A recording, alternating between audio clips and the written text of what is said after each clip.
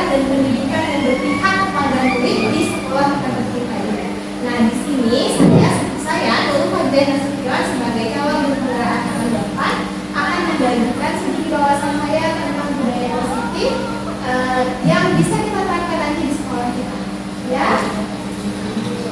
Nah, sebelumnya saya akan menjelaskan terlebih dahulu kira-kira budaya positif itu apa ya? Nah, budaya itu adalah kebiasaan yang sering dilakukan dan terus-menerus sehingga menjadi sebuah rutinitas. Nah, saat sesuatu kebiasaan itu bernilai positif, pastinya akan menimbulkan efek positif itu sendiri untuk diri kita dan lingkungan kita. Nah, budaya positif di sini sangat mendukung suatu implementasi dari pembelajaran berbasis berpihak kepada murid seperti yang diminta oleh Ki Hajar Dewantara. Dengan menjalankan budaya positif di sekolah, maka akan mempermudah dalam pencapaian tujuan pendidikan nasional, yaitu filosofi Ki Hajar Dewantara yang pendidikan berpihak kepada murid bersifat menuntun tumbuh hidupnya kuat dan berdaya pada diri murid.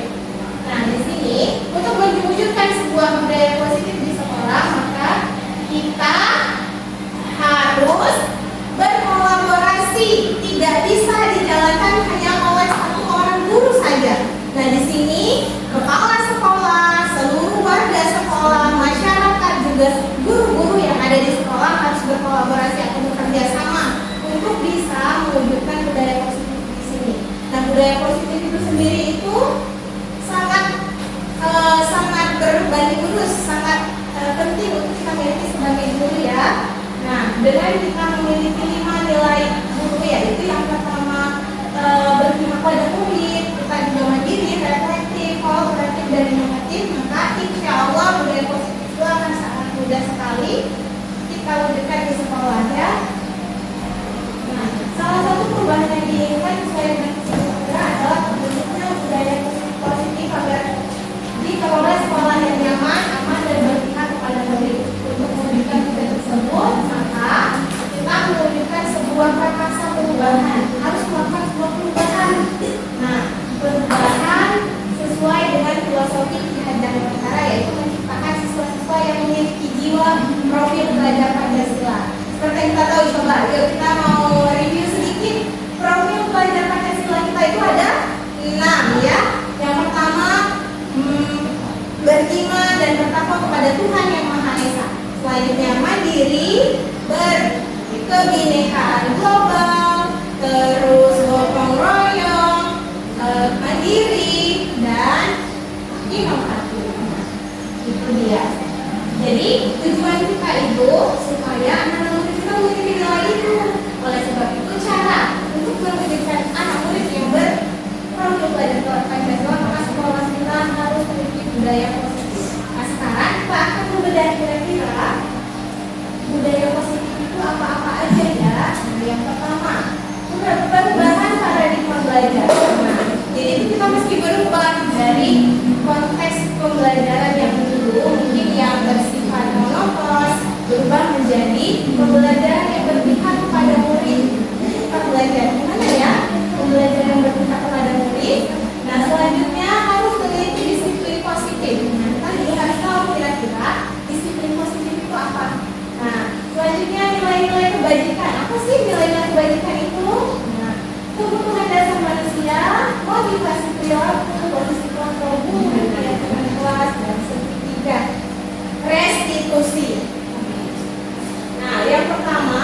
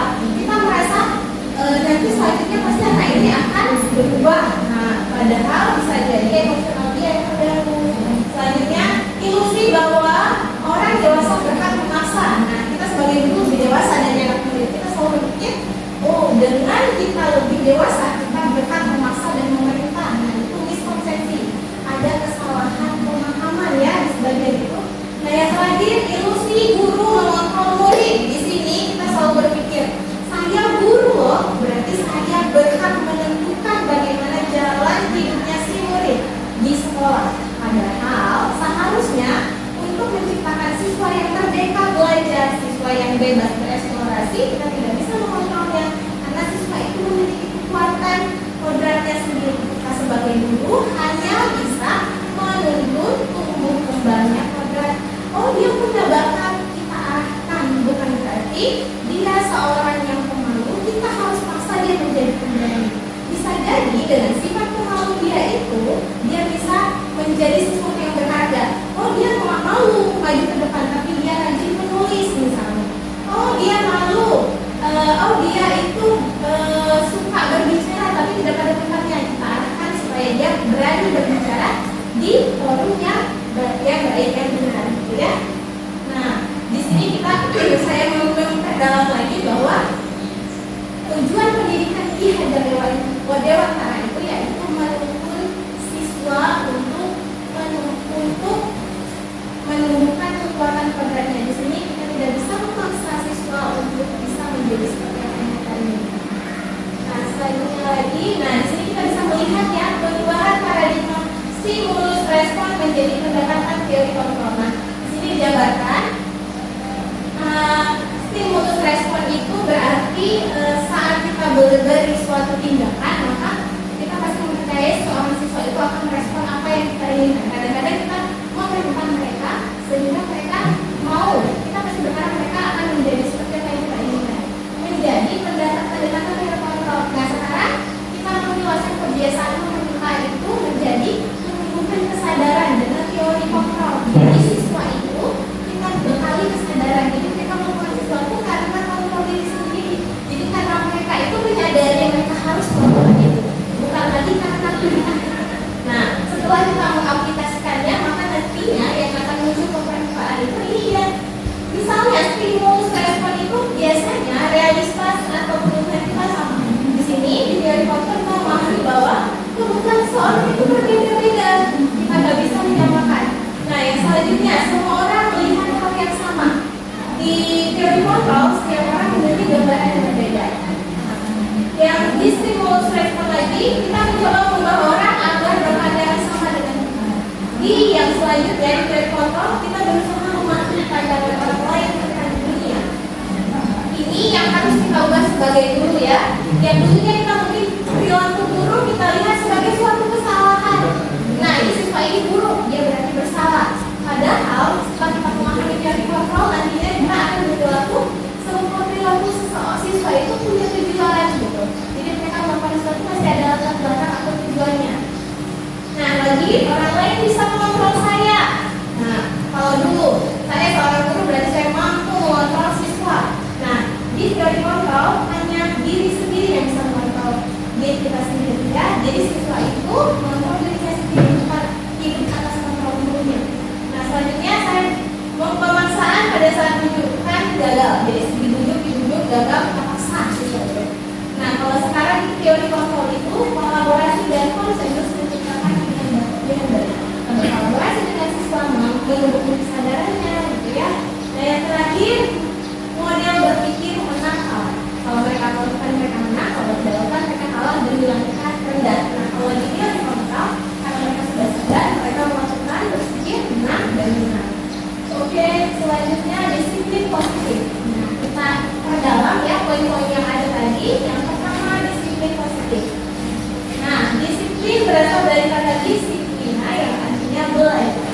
Disiplin mengacu pada disiplin diri yang kita menjawab pada apa yang dilakukannya berdasarkan nilai-nilai yang dimiliki. Nah, disiplin itu sendiri kita pahami bahwa kesadaran oleh diri dia sendiri. Dia melakukan sesuatu atas pembenaran bahwa ini benar.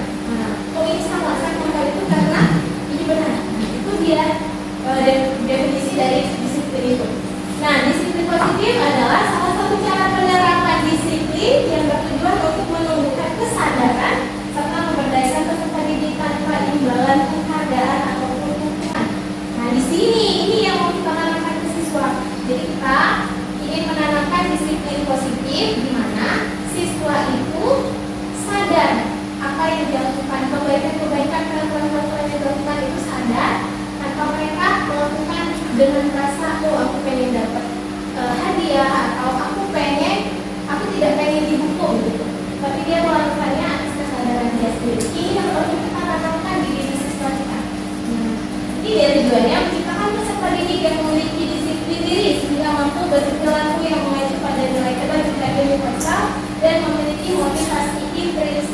dalam membahas sesuatu menjadi lebih baik. Oke, nah ini nilai-nilai kebaikan. Nilai-nilai kebaikan itu adalah nilai yang disepakati bersama, terlepas dari suku, bangsa, agama, bahasa maupun latar belakang.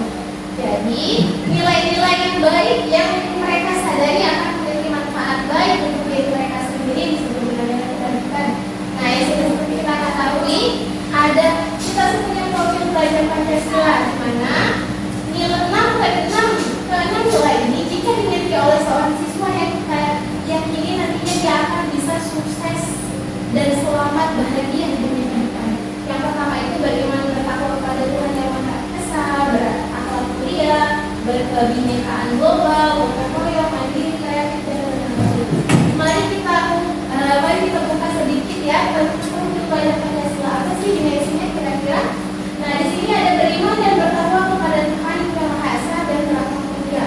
Berarti kita sebagai guru ingin siswa kita memiliki dimensi ini, beriman dan bertakwa kepada Tuhan yang Maha Esa.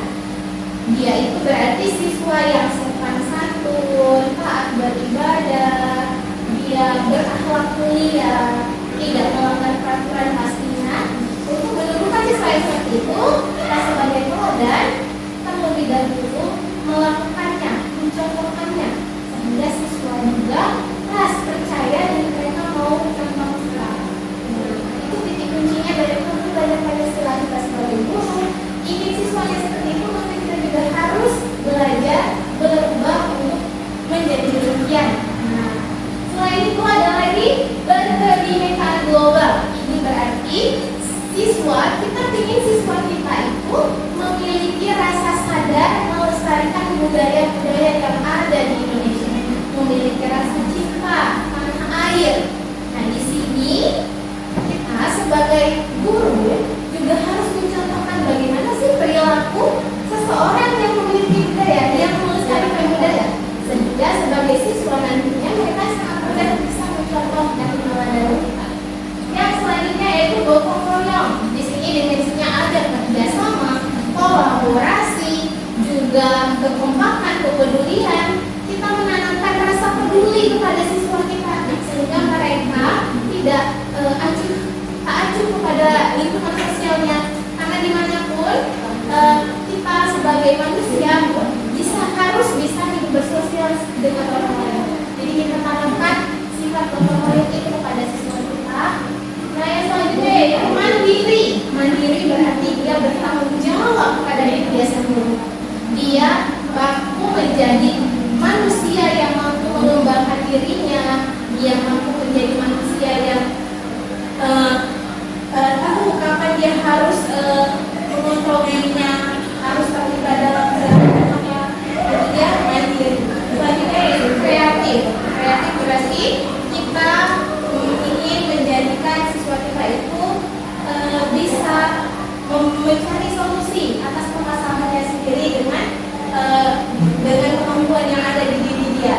Yang terakhir yaitu bernalar kritis, berarti dia mampu mengolah informasi dari luar dan mampu menyesuaikan dengan diri dia sendiri, dan dia dapat memilih bagaimana dia harus berpikir kritis terhadap informasi yang ada dari luar.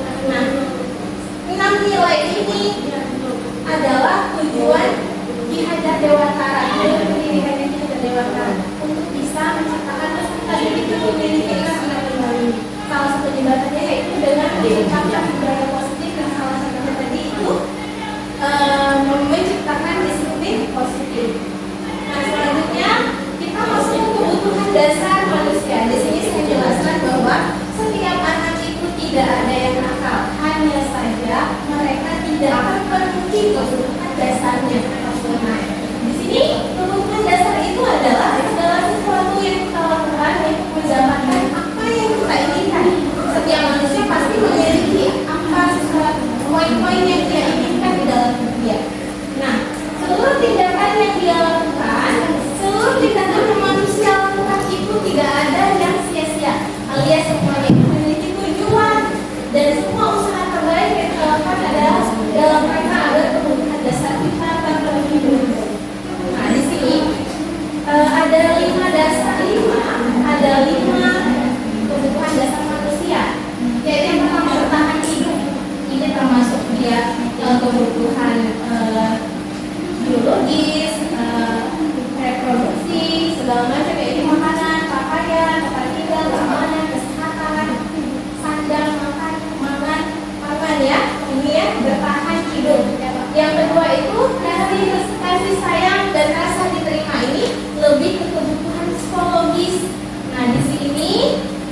kita sebagai manusia kita sendiri juga beserta diri kita butuh rasa diterima, dipedulikan, berbagi, kerjasama, menjadi bagian dalam kelompok.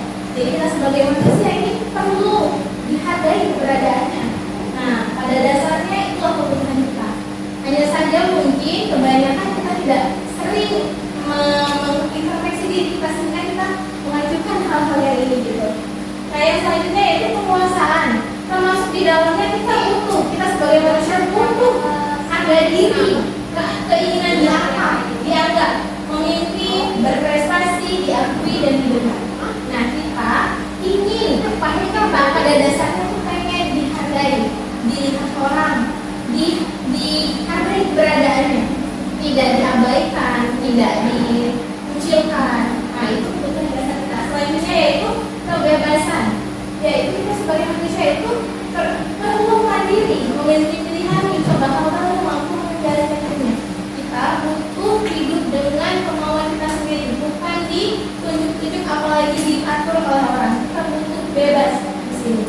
Nah, yang terakhir yaitu kesenangan, yaitu kita butuh bermain, kita butuh humor, kita butuh antusias dari orang lain, kita butuh disayangi juga, gitu. Kita pokoknya perlu sesuatu yang buat kita bahagia. Nah, dari kelima kebutuhan ini adalah kebutuhan dasar setiap manusia. Apakah beserta diri punya? Jelas, mereka juga manusia, mereka juga punya 5 kebutuhan dasar ini.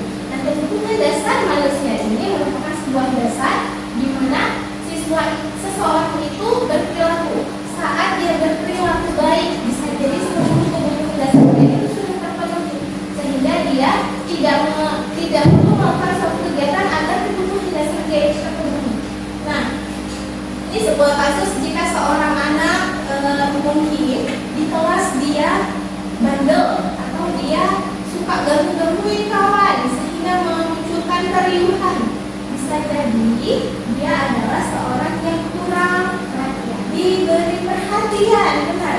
Mungkin saja dia kurang kebutuhan dasarnya sebagai manusia yang perlu diterima, dikasih sayangi, tidak terpenuhi di rumah atau di kelas, dia sering tidak dianggap, sehingga dalam hatinya ya udah aku buat ulah aja biar guru itu lihatin aku, biar aku dilihat, biar aku dihargai. Nah, setelah minimal guru kan menegur, jangan ribut nak, dilihat wajibnya, jadi udah aku terima, akhirnya aku dilihat, diterima, meskipun dia nggak berpikir ke depannya bahwa itu sebenarnya sesuatu yang negatif saat dia ribut, saat dia mengganggu orang lain. Nah, itu salah satu usaha dia untuk memenuhi kebutuhan dasar dia.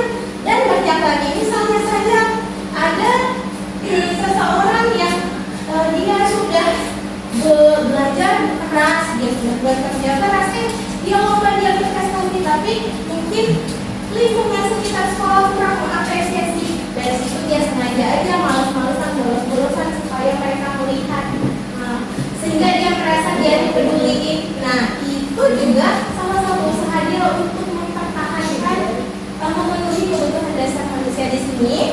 Setelah mempelajari ini, akhirnya saya sebagai guru dan saya berharap semua teman-teman saya juga memahami bahwa tidak ada siswa yang nakal, hanya saja ada beberapa siswa yang tidak melakukan sesuatu yang sesuai dengan sesuai yang kita mau karena kebutuhan dasarnya belum terpenuhi. Nah, mungkin dengan mindset seperti itu kita sebagai guru itu jadi lapang dada, sehingga kita kalau memang kebutuhan dasar dia belum terpenuhi, yuk sini kita komunikasi, kita diskusi, supaya kita tahu kebutuhan dasar dia apa, kebutuhan dasar apa sih yang belum terpenuhi, sehingga kita bisa mencarikan solusi kira-kira tindakan apa yang bisa kita lakukan untuk memenuhi kebutuhan dasar kita. Nah, itu salah satu cara yang bisa kita lakukan untuk kedepannya jika melihat ada siswa yang tidak melakukan sesuatu pada tempatnya. Nah, terus selanjutnya lagi untuk menumbuhkan budaya positif di sekolah, kita juga harus memahami motivasi perilaku manusia. Peserta didik manusia juga bukan? Nah, berarti dia memiliki motivasi atas perilaku yang dia lakukan. Nah, ada 3 ya, ada 3 motivasi perilaku manusia yang kita tahu. Yang pertama, seseorang itu melakukan sesuatu karena untuk menghindari ketidaknyamanan lingkungan. Yang kedua,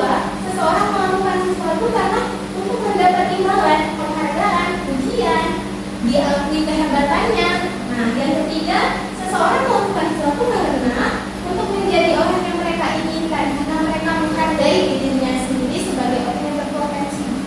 Nah, di sini sesuatu untuk menghindari ketidaknyamanan, untuk mendapatkan kegagalan, itu merupakan perilaku yang kurang efektif untuk menumbuhkan potensi dalam diri. Sehingga kita sebagai guru, nah mungkin berefleksi kepada diri sendiri dulu. Berarti mulai sekarang saya akan mengajar, saya akan melakukan pekerjaan saya atas motivasi yang baik, yaitu untuk menghargai diri sendiri dengan nilai-nilai positif yang ada pada diri sendiri. Bukan lagi bekerja atas dasar supaya tidak ditegur, supaya tidak dapat hukuman. Bukan lagi bekerja atas dasar supaya dipuji kehebatannya. Nah, dengan kita menanamkan motivasi ini pada diri kita sendiri, akan sangat gampang bagi kita untuk bisa mengeluarkan ke anak-anak kita. Nah, sekarang anak-anak kita pasti berharap mereka juga memiliki motivasi yang ketiga, yaitu melakukan sesuatu atas kesadaran dia sendiri, tidak karena hukuman dan juga tidak karena pujian. Jadi mereka ke sekolah, mereka berprestasi karena mereka sadar mereka harus mengembangkan dirinya, mereka harus menghargai dirinya sebagai manusia yang berpotensi. Tidak lagi, nanti dibilang hebat, bukan karena itu. Jadi nanti kalau seandainya dia pengennya dibilang hebat, saat dia tidak berhasil, dia tidak hebat, maka dia akan putus semangat. Motivasi yang ketiga ini lebih kuat, yaitu motivasi dari dalam diri. Ada dua ya motivasi, mohon maaf, ada motivasi ekstrinsik dan intrinsik. Nah, yang ketiga ini kesadaran yang berdasarkan dari diri sendiri itu disebut dengan motivasi intrinsik. Sifatnya lebih panjang, lebih kuat. Bisa jadi sampai dia tamat sekolah dia masih memiliki semangat itu. Kalau yang pertama dan yang kedua ini motivasi dari luar. Mereka melakukan karena takut dihukum dan takut nanti ditegur, atau mereka nanti juga melakukannya atas dasar pujian. Saat tidak diberi pujian, maka mereka akan tidak semangat. Oleh sebab itu, mari kita menjadi guru yang berubah sedikit demi sedikit ke arah motivasi yang ketiga, agar kita bisa menularkannya juga ke siswa-siswa kita. Oke, yang terakhir yang selanjutnya yaitu di sini terkait dengan motivasi tadi. Ini adalah 3 hal yang mencerminkan motivasi yang pertama tadi, yaitu seseorang melakukan sesuatu karena dihukum. Hukuman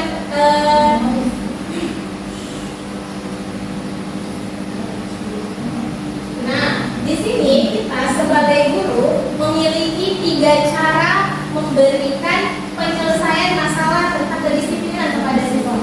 Misalnya siswa bermasalah, kita pasti cenderung akan melakukan 3 hal ini. Dan pada umumnya setiap guru itu keseringan melakukan langkah pertama dan langkah kedua. Yang pertama yaitu hukuman. Kita pasti sering banget dong. Ada murid yang terlambat, tanpa basa-basi hukum. Nah, gitu kan? Apa sih hukuman itu? Ya, hukuman itu tidak terencana tiba-tiba, tidak ada kesepakatan di awal. Nah, yang kedua, murid tidak tahu apa-apa yang akan terjadi. Dia aja bingung, kira-kira dihukum apa ya keterlambatan ini misalnya. Yang satu lagi bersifat satu arah, dan hukuman itu hanya dari guru, tidak ada komentar ataupun diskusi dari siswa. Yang terakhir berupa hukuman fisik atau fisikis. Bisa jadi diperintah untuk melakukannya apa dan segala macam. Nah, yang kedua itu konsekuensi. Konsekuensi itu adalah sebuah akibat dari pelanggaran atas kesepakatan yang dibuat. Jadi sebelumnya sudah ada kesepakatan. Nah, yang kedua, murid tetap dibuat tidak nyaman. Jelas lagi harus sebuah hukuman atau sanksi dari sesuatu pasti tidak ada yang nyaman. Nah, yang ketiga, sikap guru selalu memonitor murid. Jadi guru itu selalu mengontrol murid ya. Nah, perbandingan hukuman sama konsekuensi itu terletak pada satu, yaitu kesepakatan. Jadi kalau konsekuensi sudah ada kesepakatan, dilanggar baru menjadi sebuah sanksi. Nah, kalau hukuman tiba-tiba. Nah, yang paling baik kita sebagai guru harus menyelesaikan permasalahan siswa dengan metode restitusi. Di sini restitusi adalah proses menciptakan kondisi bagi murid untuk memperbaiki kesalahan. Proses kolaboratif yang mengajarkan murid untuk mencari solusinya sendiri. Kita masih sering memberi hukuman, sering ya. Kita masih sering memberi konsekuensi atas kesalahan kelas yang sudah dibuat. Restitusi sesuatu yang baru dan kita sebagai guru menerapkan ini di kelas, yaitu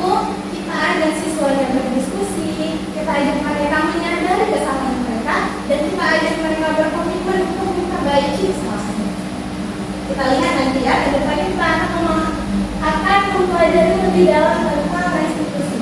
Berkenaan dengan hukuman konsekuensi dan restitusi, maka ada 5 posisi kontrol seorang guru. Yang pertama itu penghukum, tanpa basa-basi dia langsung memberikan sebuah hukuman. Yang kedua, pembuat rasa bersalah. Kita mengajukan sebuah perkataan yang membuat sesuatu rasa bersalah. Yang ketiga itu teman. Teman itu berarti kita menyadarkan sesuatu bersalah dengan memposisikan diri kita sebagai teman. Yang keempat yaitu pemantau. Kita mengaitkan siswa itu terhadap suatu peraturan yang mereka langgar. Yang terakhir itu manajer. Nah, penghukum di sini berarti mereka begitu melihat siswa yang bersalah, mereka langsung memvonis hukuman yang akan mereka dapatkan. Contohnya saja, ada siswa terlambat, kamu hari ini terlambat, kamu harus menyapu halaman sampai bersih dari sini sampai sini, itu menghukum. Nah, kalau membuat rasa bersalah, contoh kalimatnya itu gini, nah, tolong ya nak berubah demi ibu.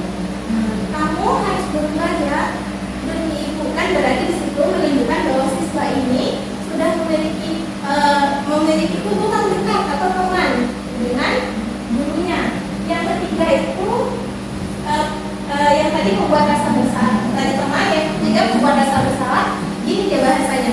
Jadi tolong ya nak, kamu harus berubah. Ibu tidak enak kalau harus ibu aja untuk kepala sekolah.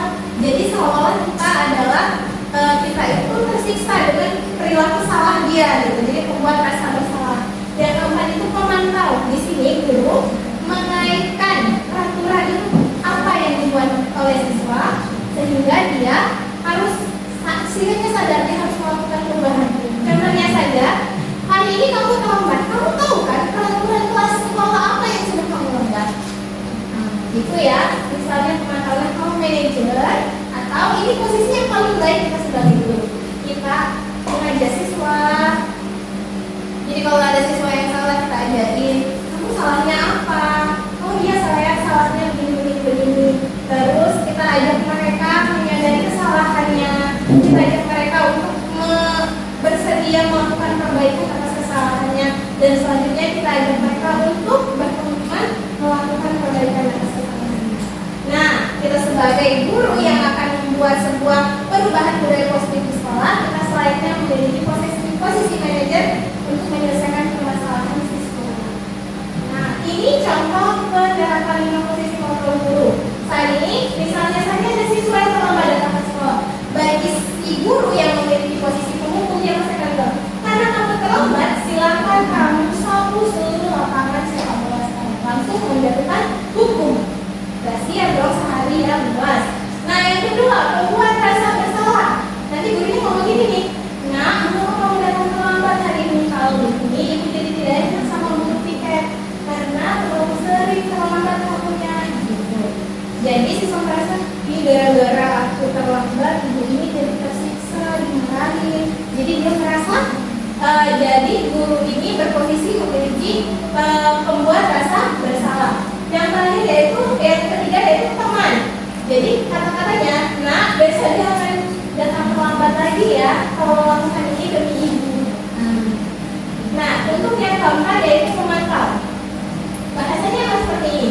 Ibu lihat kamu sudah beberapa kali terlambat datang ke sekolah. Perbuatan kamu sudah melanggar peraturan sekolah ya.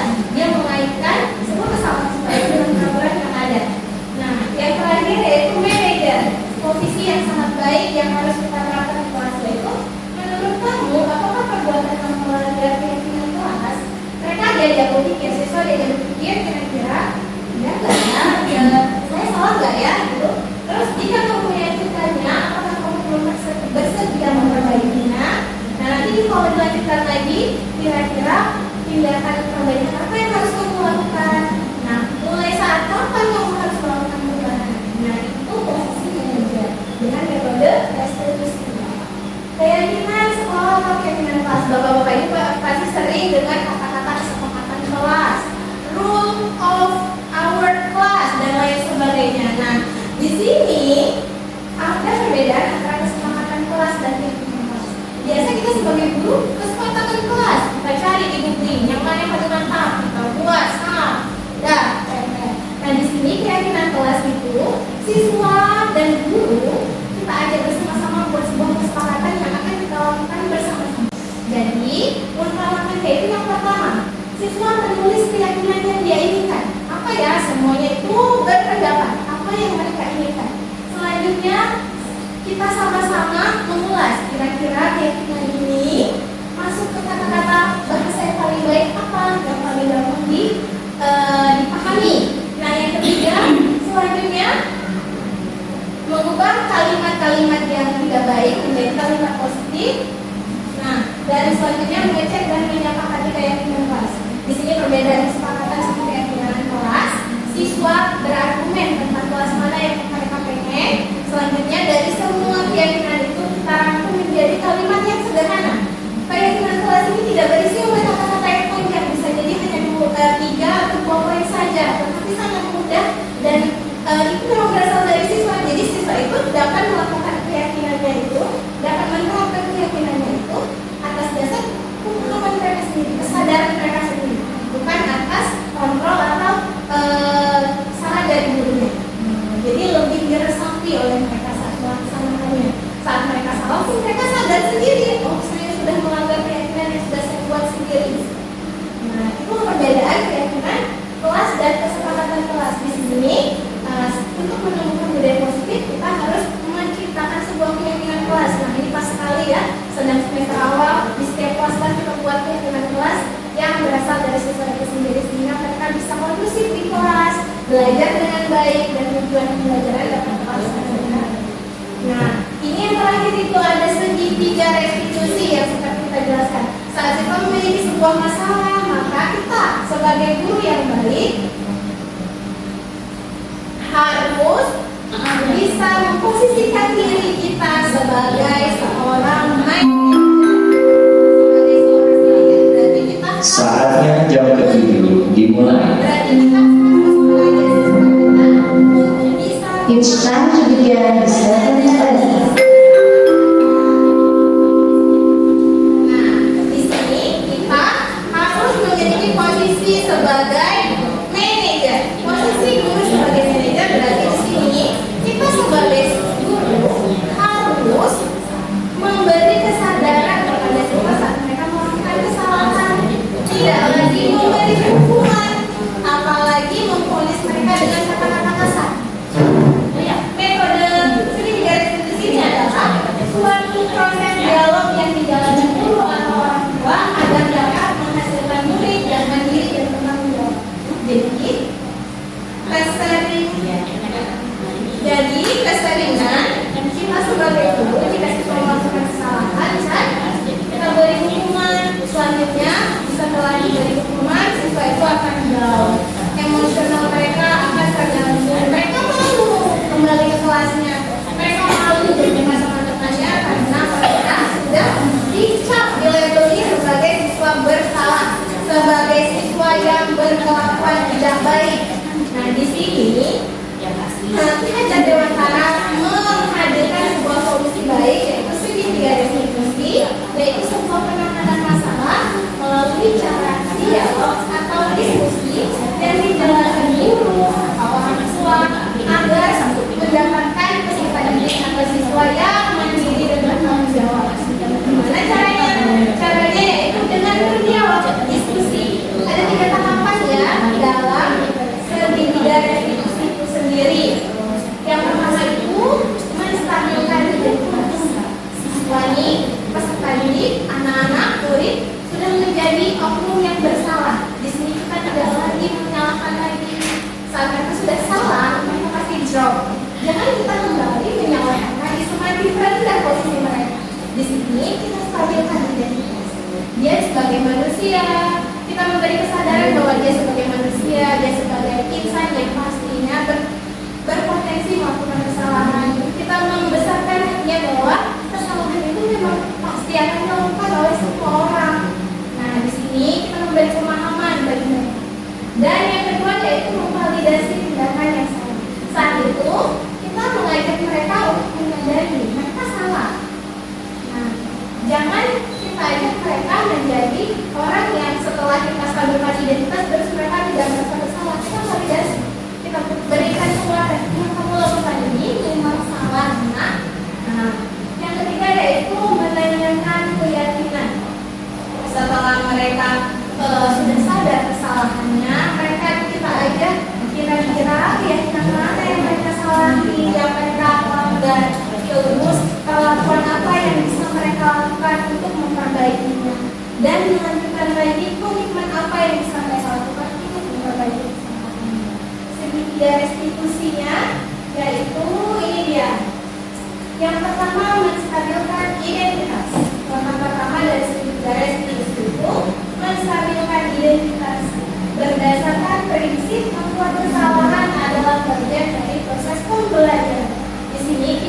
sebagai guru memberikan, nah, di sini kita sebagai guru memberikan ruang bagi anak-anak untuk menyadari mereka juga manusia, mereka juga insan yang berpotensi melakukan kesalahan. Dan kita tidak menampilkan mereka sebagai oknum yang bersalah. Kita besarkan jiwa mereka, kita rangkul mereka. Nah, kalimat yang bisa kita ucapkan saat pada fase menstabilkan identitas ini, yang pertama, berbuat salah itu wajarnya. Yang kedua, tidak semua manusia yang sempurna. Ibu juga pernah melakukan itu. Ibu tidak mau mencari siapa yang salah, tapi ibu ingin mencari solusi dari permasalahan ini. Nah, kata-kata lain lagi, kamu berhak merasa itu. Kita pernah nggak gini sama murid kita? Saat mereka buat kesalahan, kita pastinya, langsung kita kasih hukuman pasti. Pernah nggak? Iya, saya juga gitu. Sebelum mengetahui dan selanjutnya kita akan kasih lebih baik ya. Nah, di sini misalnya ada siswa yang mengganggu temannya, kita ajak mereka, kita rangkul mereka, kita tanya apa kesalahannya, kenapa mereka melakukan, pasti ada sebuah sebab di sini ya. Oke, bahasa-bahasanya lumut ya. Pasti anak-anak yang menjadi vonis paling bersalah sedunia akan terbuka hatinya setelah kita diberi kata-kata baik. Berbuat salah itu aja. Aku ada pesannya, aku dirangkul, berarti aku bukan orang yang paling salah di dunia gitu. Ya, nah kita mulai memperhatikan ini nanti kepada anak-anak kita supaya budaya positif itu bisa muncul dan sekali di sekolah. Nah, selanjutnya setelah kita besarkan jiwanya, kita stabilkan identitasnya, kita tetap harus kita kasih tahu ya dia memang melakukan kesalahan, kita validasi tindakan salah dia berdasarkan prinsip setiap perilaku berupaya memenuhi suatu kebutuhan. Kita sebagai guru kembali lagi ke 5 kebutuhan dasar yang tadi. Ya, mereka melakukan sesuatu itu pasti karena ada satu kebutuhan atau 2 atau 3 bahkan 5 kebutuhan dasar mereka yang tidak terpenuhi. Nah, di sini kita bisa berkata dengan ini, kamu pasti punya alasan kan melakukan hal itu, padahal kamu bisa melakukan hal yang lebih buruk dari ini ya. Nah, kamu patut bangga karena telah melindungi sesuatu yang penting buat kamu. Kamu melakukannya karena mempertahankan sesuatu yang penting darimu. Nah, di sini kita memberi penguatan juga ya, bahwa kalau yang kesalahan mereka itu lumrah adanya dan semua orang pasti bisa melakukan itu. Anak-anak pasti udah terangsul banget nih dengan ditambahi dengan validasi tindakan yang salah ya. Mereka akan dengan gampang, mereka akan dengan sadar pastinya memperbaiki kesalahan mereka. Yang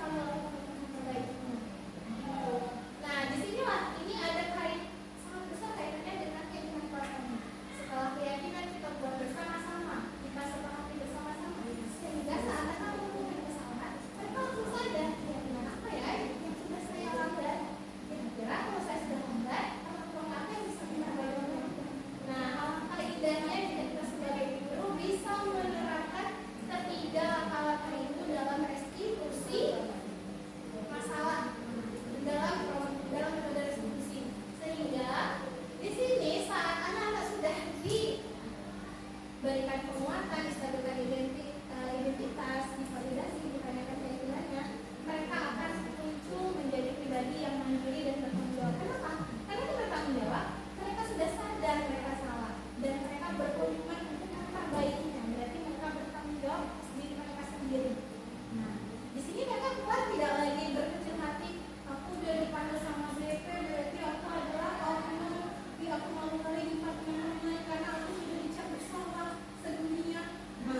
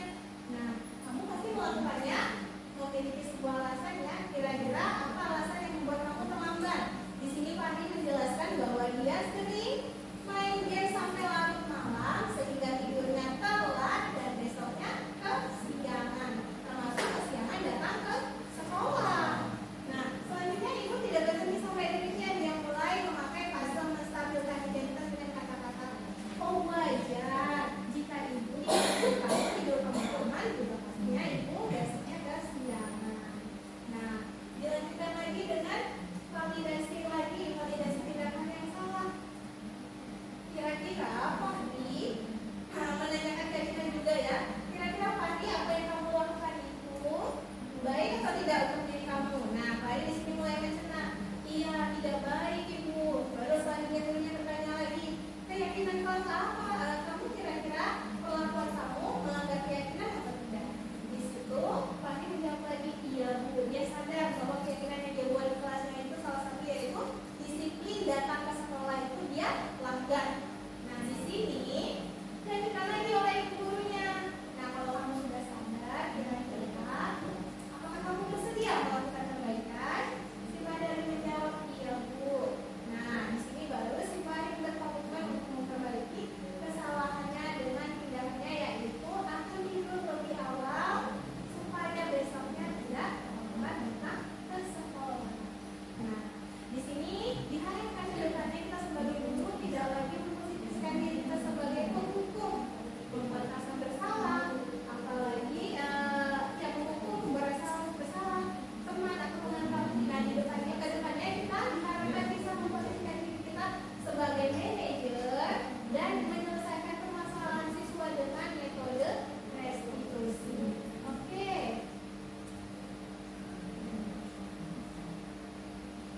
Baik, terima kasih semuanya untuk kesediaannya mendengarkan pemaparan dari saya. Saya berharap saya sebagai seorang calon guru penggerak bisa berkolaborasi bersama ibu-ibu semua untuk dapat menciptakan budaya positif di sekolah kita tercinta ini. Dengan berkolaborasi, maka visi dan tujuan mulia dari budaya positif itu akan tercipta di sekolah kita tercinta ini. Baik, terima kasih. Wabillahi taufiq hidayah. Assalamualaikum warahmatullahi wabarakatuh. Assalamualaikum warahmatullahi wabarakatuh. Gimana kabarnya anak-anak ibu setelah libur? Berapa minggu? 2 minggu kemarin. Sehat? Semangat? Udah punya tujuan nggak semester ini mau ngapain? Punya. Ngapain? Salah satunya coba naik ranking. Oh iya, naik ranking. Jadi nggak usah bilang apa mau ngapain semester ini. Mau? Mau apa? Mau lebih baik ya pasti ya kan?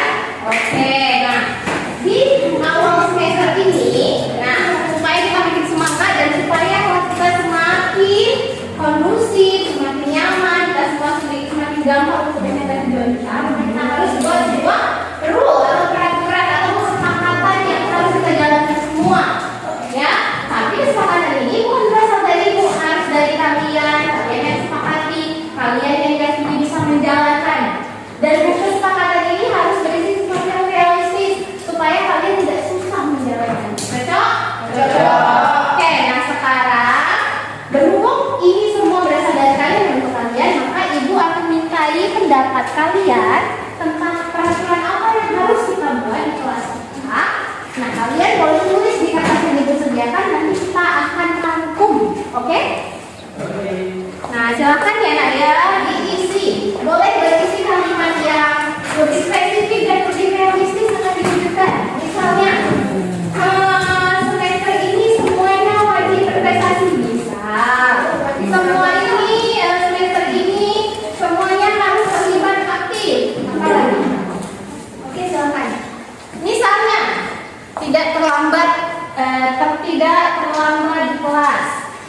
Yang kedua, meminta izin saat libur atau ingin keluar kelas. Misalnya lagi, selalu membuat tugas yang diberikan. Apalagi misalnya, selalu berpakaian rapi dan sesuai jadwal. Misalnya, terus apalagi misalnya, ya bebas, ayo. Kalian pengennya di kelas kayak gimana? Kalian kan seorang siswa, misalnya kalian pengennya kalian itu seperti apa? Aku tuh pasti pengennya baik-baik kan? Kepengen datang tepat waktu, kepengen rapi, kepengen rajin, kepengen pintar, kepengen berprestasi. Apa lagi yang kalian pengen dari diri kalian? Kira-kira boleh dibuat. Oke. Jangan lupa kalian, karena cita-cita atau kesepakatan dengan itu harus sesuatu yang baik dan akan memberikan yang terbaik buat diri kalian sendiri. Coba.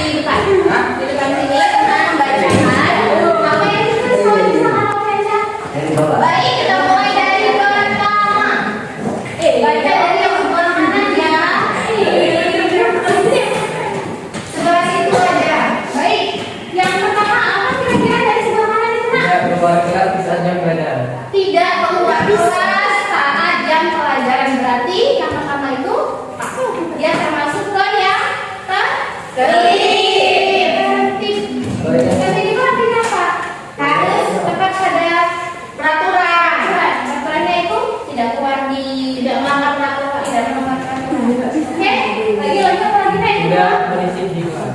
Tidak berisik di kelas. Mari kamu masuk kita juga.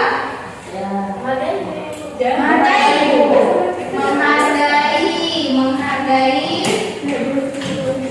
teman. Karena kalau ribut, awalnya terganggu, gurunya terganggu. Oke, menghargai orang lain, termasuk teman dan guru. Oke, nah kalau lagi nah. Memakai pakaian yang rapi. Memakai pakaian yang rapi. Iya, itu termasuk tuh ya. Nanti kita buat aja hasilnya di sini ya. Dia di sini itu termasuk dia harus tepat pada waktunya, pakai bajunya yang rapi ya. Oke, lagi Membuang sampah pada tempat. membuang sampah pada tempatnya. Segala kebersihan, menjaga kebersihan. Oke, ya Karina. Disiplin waktu, pandai mengatur waktu. Oke, itu termasuk kan? Disiplin. Oke lagi. Tidak boleh tidur di kelas apalagi ada guru. Tidak boleh tidur di kelas atau tidak guru. Itu masuk kemana? Disiplin. Ayo. Sopan, santun. Sopan, santun. Boleh. Sopan. Iya, kalau tidur di kelas kan tidak sopan. Ya. Apa lagi? Saya ingin kelas saya lebih jelas semua karena prestasinya. Wih, tangan buat saya.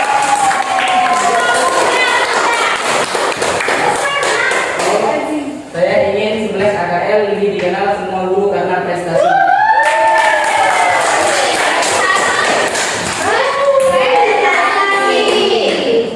Oke, ini luas loh berprestasi berarti harus untuk bisa mendapatkan prestasi kita harus ikut lomba. Semuanya harus ikut lomba. Menang belakangan, kalah belakangan. Yang penting nanti dalam ikut lomba. Oh, bisa itu gimana berprestasi ya kan? Oke, lanjut. Lalu minta izin saat keluar kelas. Oke, masuk ke disiplinnya. Oke, sopan santun juga ya, ya. Apa lagi? Harus berpakaian bersih dan rapi dan harus Disiplin. disesuaikan. Oke, sesuaikan dua hari. Oke, apa lagi? Datang tepat waktu, menjaga kebersihan, Menjaga kebersihan, oke? mengerjakan tugas, Siapkan tugas ya, tanggung jawab ya. Tanggung jawab. Oke, lagi. berpakaian rapi. Masuk juga di situ. Tepuk tangan buat Om. Semuanya udah dengar apa yang diharapkan dari semuanya kan? Udah. Bagus nggak? Kira-kira kok semua kawan-kawan di kelas kita kayak gini? Bagus. Keren nggak kelas kita? Keren. Berprestasi. Dari pakaian aja doakan. Iya, dipakainya doakan ya. Keren kan? Nah, makanya nanti kita akan saya tenang ya. Nanti ini ketika semua ini sudah berjalan misalnya 3 bulan, ibu evaluasi kira-kira sudah benar-benar dijalankan atau tidak. Karena segala suatu kesepakatan yang sudah dibuat harus dievaluasi sejauh mana efektivitasnya. Ya. Cocok semuanya. Ya Bu, Kakak. Berarti nanti komitmen semester ini bisa menjalankan itu semua? Insya Allah. Dimulai dari kapan? Besok. Hari ini. Berarti kamu juga. Oke? Tangan semua komunitas.